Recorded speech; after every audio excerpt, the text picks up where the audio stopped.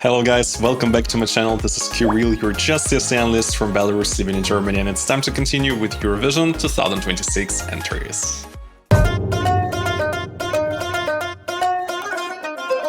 Today we're looking at a top-tier country in Eurovision Song Contest in the last 5, 10, maybe 15 years, and it's Italy. Italy had a long pause not taking part in the Song Contest between 1998 and 2010, but since their comeback in 2011, they are stronger than ever before, had so many great entries and high places, and the peak was definitely in 2021 with the victory of Måneskin.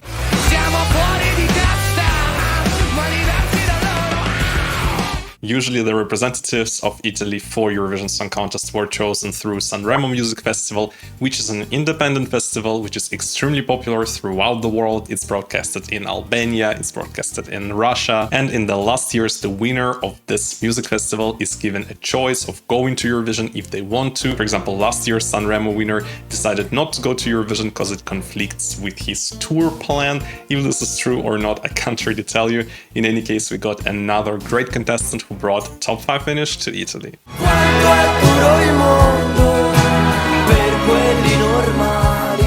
This year, no such drama, the winner took the offer and will go to Eurovision. However, it's interesting that in the super final of Sanremo, where just 5 songs were left, the winning entry didn't manage to convince neither the juries nor the public. He finished second in the televoting, second in the radio jury panel, and only 4th in the press jury panel. In any case, based on some mathematical formulas, he was the winner. But before I tell you who it is, there was one huge favorite for Eurovision fans whom I explicitly listened to, Ditonella Piaga.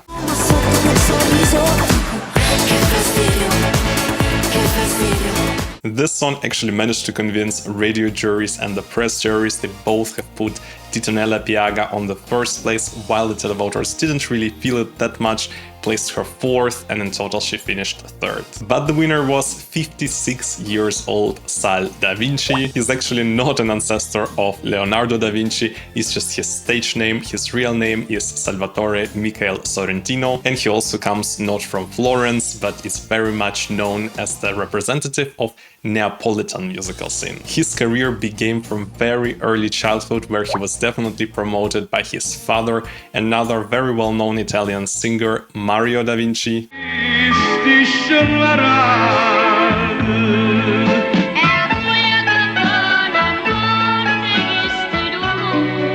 For Sal Da Vinci, it was actually not the first participation in Sanremo. He already took part in 2009 when he finished 3rd.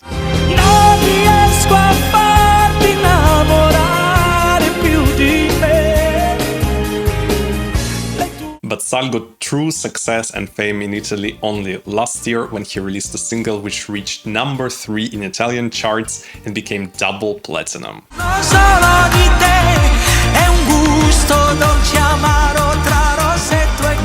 And now let's talk about his winning entry, his Eurovision entry, Per Semre Si, which means in English forever yes. So it has been composed by Sal Da Vinci himself, featuring 2 very famous Sanremo songwriters who work with so many Italian artists. One of them is Alessandro La Cava, the second Federica Labatte. They wrote so many famous songs. I will just give you a small recap of few of their works.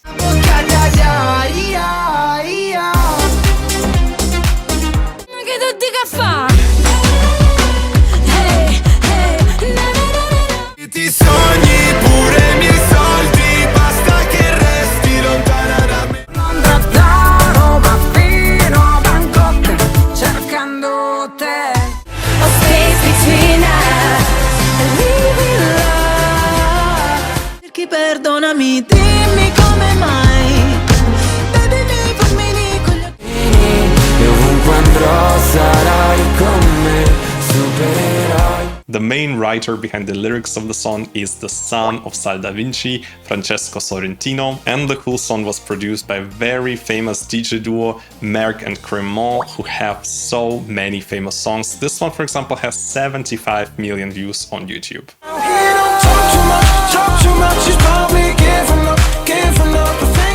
So definitely a very seasoned team behind this entry. So for my first listen, I will go to the official music video, then we will take a look at the lyrics of the song, and afterwards, of course, at the live performance from Sanremo Music Festival. Let's go.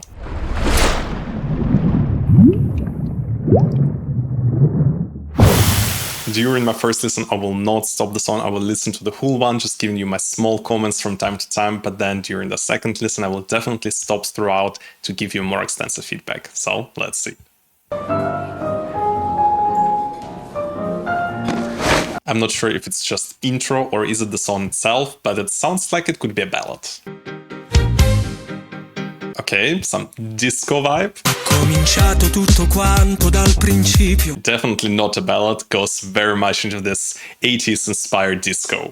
E superato tutte le difficoltà. It's a vibe and it definitely sounds very Italian. Legati per la vita che...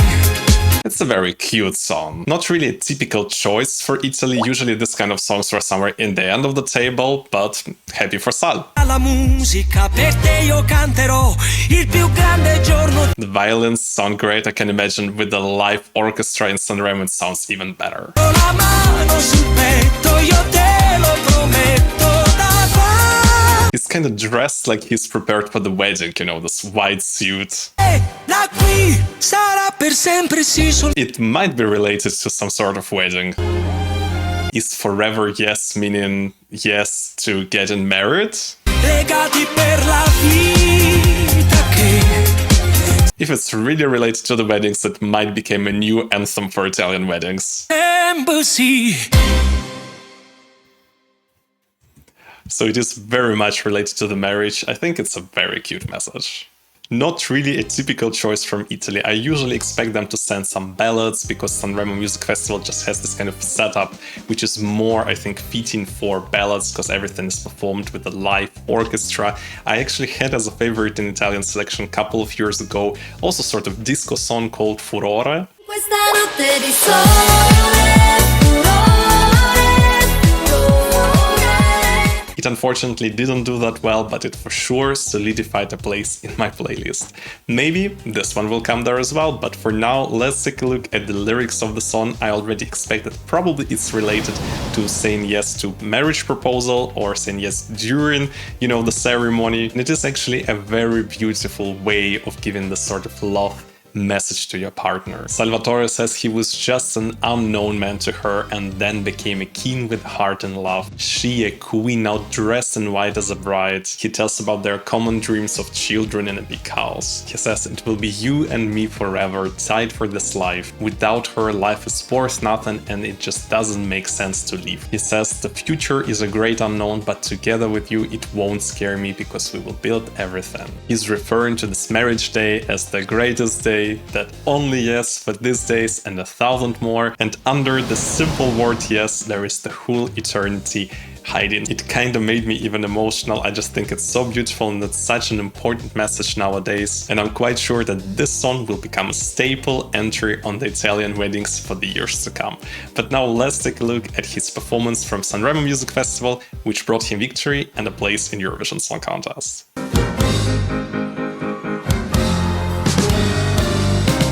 I think the instrumental already sounds great with the live orchestra. This song is just made for this.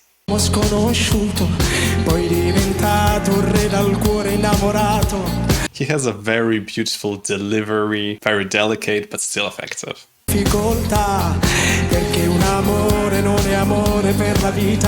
Unfortunately, not a white suit here. I thought it was so cute in the music video, especially now knowing the message of the song was just so fitting. Per sempre, legati per la vita.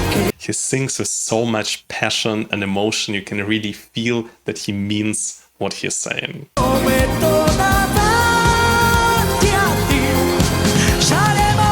It was actually quite a big jump note-wise, so impressive transition.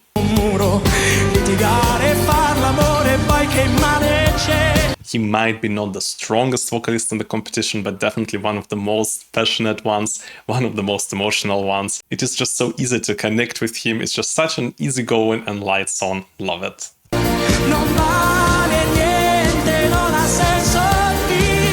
I just wish the performance would be a little bit more interesting. It's just him on stage with this very generic visuals. So I think for Eurovision they still need to do some work. Per sempre sì, soltanto sì, per questi giorni e miliardi ancora. In general, very clean vocals, he's hitting all the notes. This is already becoming sort of rare in the last years of Eurovision Song Contest, but with Sal, I'm quite confident that in Eurovision Song Contest it will also sound perfect. Io e te, per sempre, legati per la vita. Is it just some random lady or is it his wife? I think I need to check afterwards.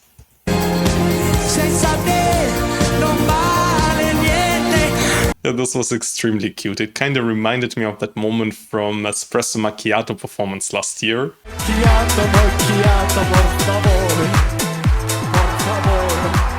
You know, this kind of cute, unplanned, but actually staged moments in the performances. Embassy.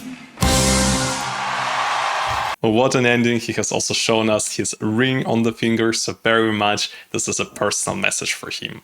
So I have done some research for you guys, and actually the woman featured in the live performance was not the wife of Sal Da Vinci, whose name is Paola Pugliese. This mysterious lady's identity was kept secret, so we still don't know who exactly she is, but of course this full dance was very much staged. So very cheeky of you, dear Sal Da Vinci, singing about marriage and spending life together and giving yes promise to each other, and then dancing with another woman during Sanremo Music Festival. But jokes aside, I think it was a very cute performance and a very nice song, which will for sure become a must-play song in Italian weddings for the many years to come. But now let's take a look how actually Italy did in Eurovision Song Contest finals in the past years. You can see that Italy is on a very hot streak in the last 8 years. They never left top 7. The juries tend to support Italian entries a little bit better, especially in the last 5 years, where the average jury score was place 4.5, while the average televote score was only place 6.5. But I find it extremely fascinating how the scores are if we take a look at all the last 15 years. The average placing of Italy is 6.7, which is great, but the separate scores, the average jury placing and the average televote placing, are both much lower than that, which means they found a secret formula to balance the jury and the televote score throughout the years in such way that it plays in their favor. But will it be another top 7 finish for Italy this year? Actually, I have to say I'm not so sure. Last year, for example, Italian entry was not that high in the rankings, but we had a very high support from the juries. For this one, I'm not so sure that many juries will stand behind it. I see in this case more the televoters as the target audience. So let's just look at the bookmaker odds and see where they expect to see Italy this year. So as you can see on your screen, Italy is ranked 11th, which is of course a great result, but for a country like Italy, which is always in top 7, maybe a little bit lower than expected. But last year's Italian entry was even lower, so I think it doesn't really mean anything, but in any case this entry will not finish far from the top 10. Now let's take a look at the Eurovision Scoreboard app, and you can see that Italy is ranked 22nd. Last year, Italy was also around place 20 before Eurovision Song Contest in the Scoreboard app. Not a great result, but it's also not a typical Eurovision-y song, so I think it will do much better in the televote than in the Scoreboard app. And this concludes my analysis video. I think Italy has picked a great song for Eurovision Song Contest based on what was there in the selection. I think they can do really well, especially in the televote. Will it be again a top 7 finish? I'm not really sure, but I can definitely guarantee you that Italy will be in top 15, which is also a great result. Not every country has to win. Please let me know down below in the comments, what do you think about the song? Were you also as touched by the message Sal Da Vinci is giving us here? Definitely like my videos, subscribe to my channel, and I will see you in the next one. Bye bye.